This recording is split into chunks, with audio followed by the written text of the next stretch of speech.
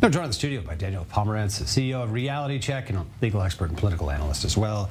The baffling first question, I mean, why now, this day of hate in America, Daniel? It's, I think specifically calling the Jews, quote, the greatest enemy of America.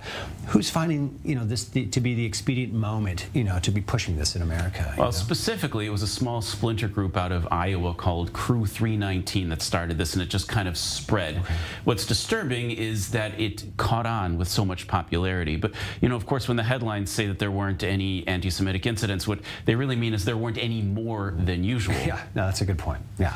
Yeah, we found, just the past year, the number of anti-Semitic hate crimes is up 34%, but the number of specifically violent anti-Semitic attacks and assaults, so we're talking not just graffiti or things like that, are up 167% this year. And, it used to be popular to kind of blame Donald Trump because numbers were up during his time, but the numbers are up even more during Biden's term. And so what we learned from this, and you've got to look at the data and fill in the blanks, this is not a Democrat problem or a Republican problem. This is an American problem. I mean, it felt good to see the big response, to put some kind of positive spin on this from top officials like Mayor Adams, and that nothing exceptionally horrible happened, right? This didn't, result in some of the horrible things we've seen in recent years, mass killings or anything like that. Is there a major positive takeaway from that and some sort of the response that we saw come out from this? Well, it's positive that a lot of people are thinking in the right direction and perhaps have their hearts in the right place. What's less positive is that those same people have been in office for a number of years, including Mayor Adams, and those numbers are very high for anti-Semitic attacks even during their tenure. What that tells us is that even having your heart in the right place is not enough. You've got to get the right data, you've got to do the right things.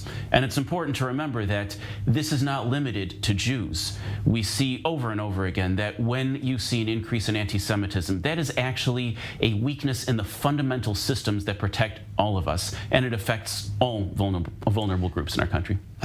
Look, and just less than a minute we have left on this day. I know that in line with these efforts, you're trying to fight, hate and anti-Semitism through Holocaust education. Is this the perfect time to be pushing this forward as well? It absolutely is important. Holocaust education reduces hate crimes against everyone. And one of the things we've noticed is, this phrase "day of hate" actually sounds very similar to the Palestinian phrase "day of rage," which people don't often realize is also based on the same Nazi ideology, which is behind a lot of those same events.